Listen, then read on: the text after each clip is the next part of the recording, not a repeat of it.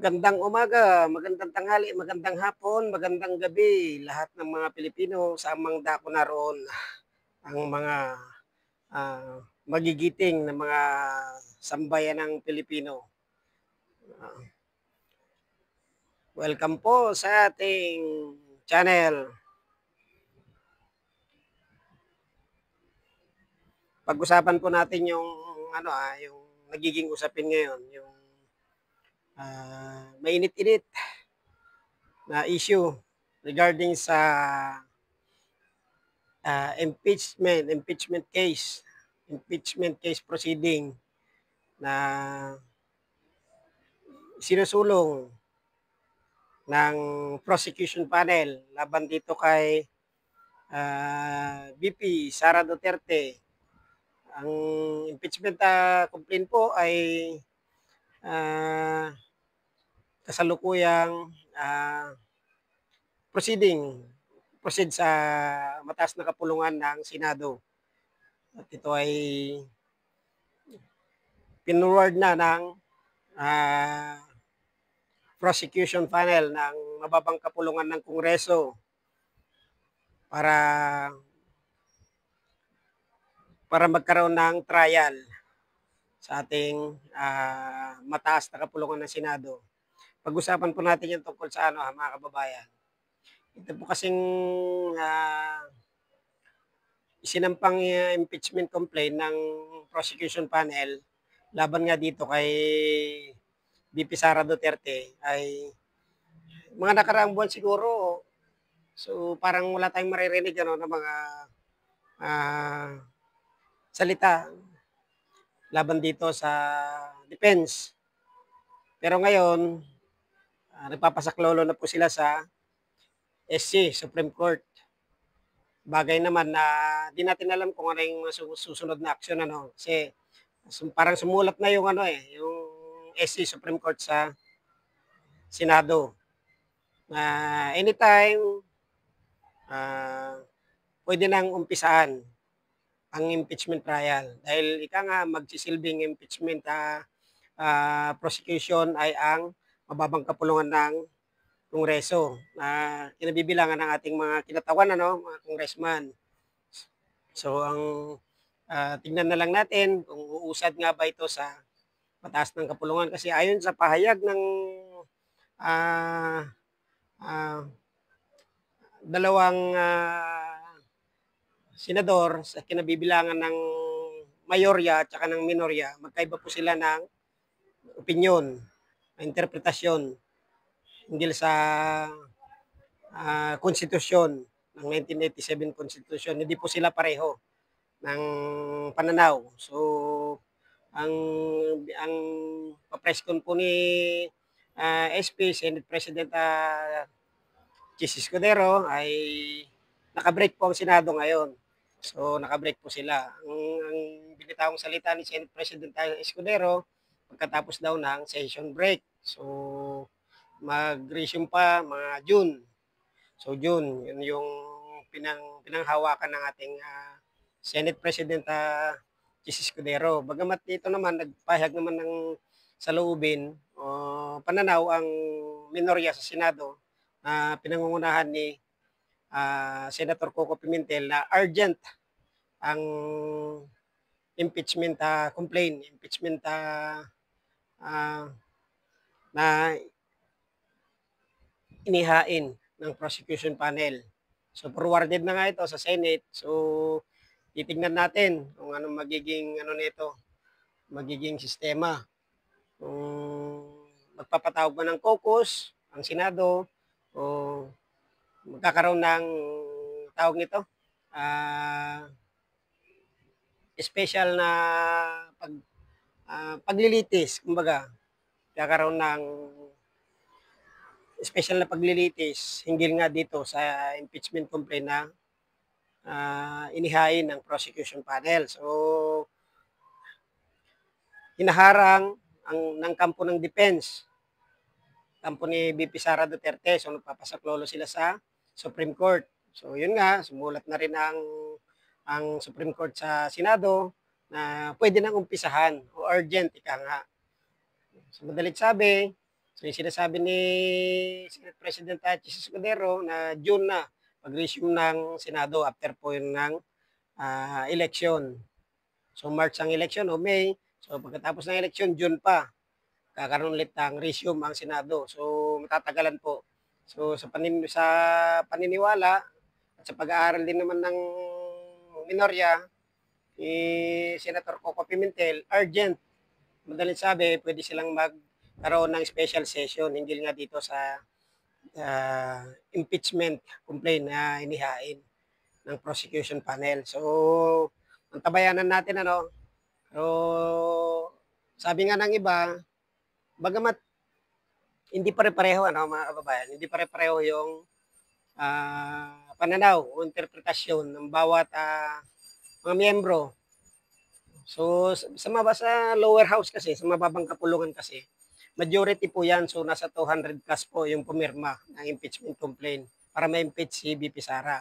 So kailangan 1/3 pero sobra nga sila eh. Sobra sa 1/3 yung mga pumirma. Marami pang humabol. Pagdating sa Senado po ang nagkakaproblema mga kababayan kasi po ang Senado po ang magiging impeachment trial. Sila ay magiging judge, sila ay magiging hukom sa impeachment trial na nakahain ngayon, na nakasampa sa Senado. So yung problema natin, magkakaiba yung paniniwala, magkakasalungat yung interpretasyon ng mga bawat mambabata. So kaya nga sa mababang kapulungan is majority. So halos karamihan naman po yun dyan sa Congress, sa mababang kapulungan ng Kongreso, halos karamihan po dyan puro lawyer, mga abogado So hindi po natin pwedeng underestimate yung kakayahan ng lower house.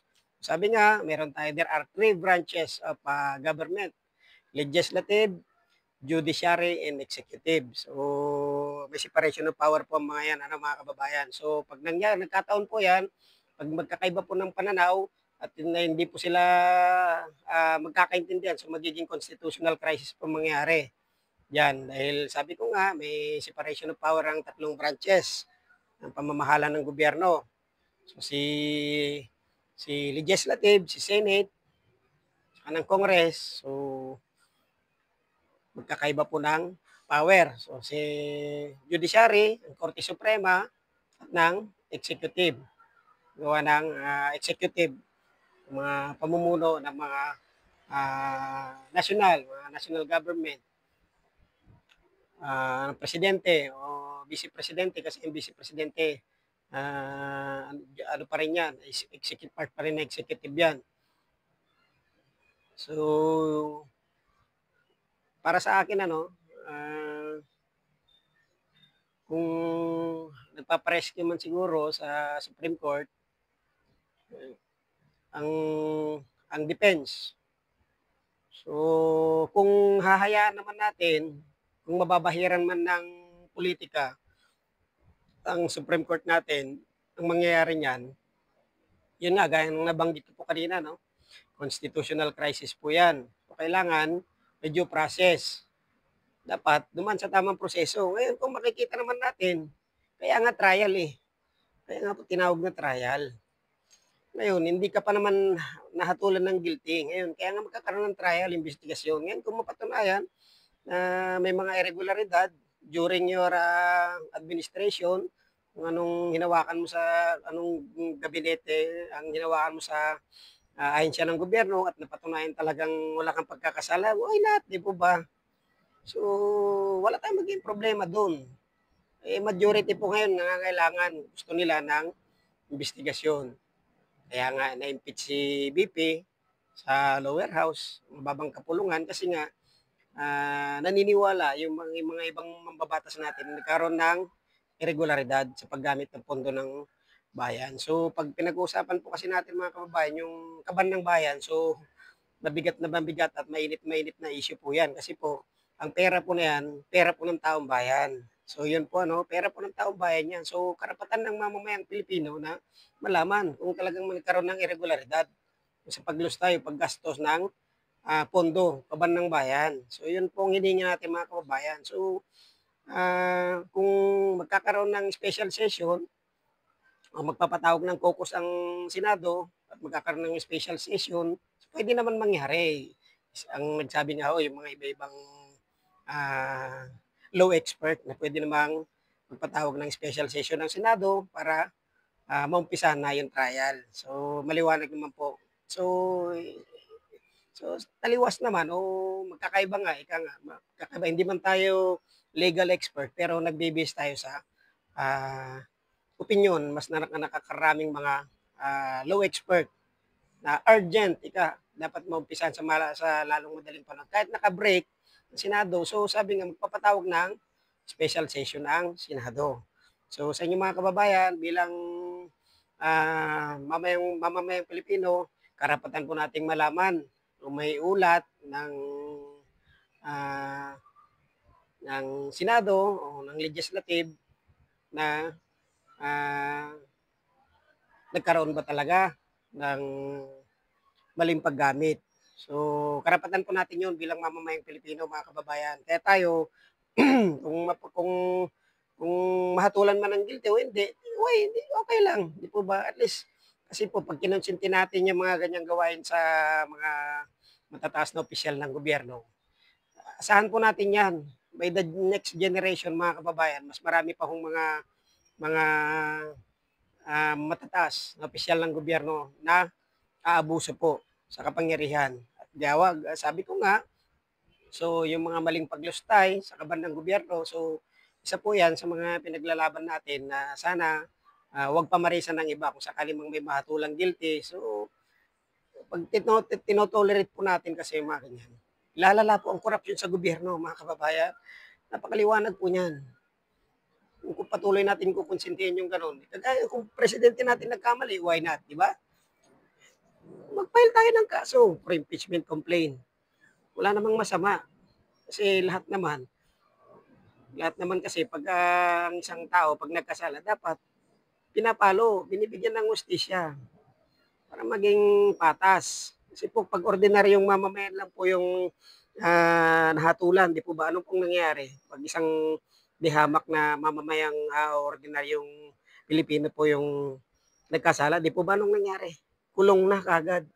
So sana maging patas yung ano natin, maging patas po yung hustisya, yung justice system natin. Hindi puro para sa mayaman lang. Di porket mayaman ka, di porket mataas na posisyon ang hinahawakan mo sa gobyerno, acquitted ka na.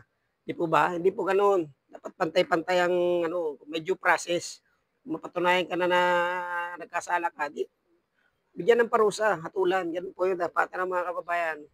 So, tayo bilang isang ordinaryong mamamayan, karapatan po natin yun. Kasi hindi po pera ni Juan, hindi po pera ni Pedro. Pera po ng nakararaming Pilipino. Lahat po ng mga Pilipino na nagbabayad ng tax, karapatan po nila yun. Kahit sino pang tao dyan. Importante po doon, hindi po natin naapakan hindi po masisira yung saligang batas. Hindi po mabababoy yung saligang batas. Yan po yung ating doon, pilit na ipaglalaban. Hindi po mabababoy yung saligang batas natin. Kung meron tayong batas, meron tayong due process, bigyan natin ng tamang pagtrato ang bawat isa. Hindi po yung kung porket mayaman ka na, meron ng exemption. Exempted ka na sa batas. Hindi po, dapat po pantay-pantay ang hatol. Mapamayaman ka man o mapahirap ka, di po ba mga kababayan? So dapat maging maging karoon tayo ng awareness pagdating sa mga government official natin, sampahan natin na administrative case para hindi po sila pamarisan. So yun po mga kababayan, bigyan po natin ng reaksyon at komento itong vlog natin para makita natin yung ibang mga suggestion at mga komento ng bawat isa. Salamat po. God bless.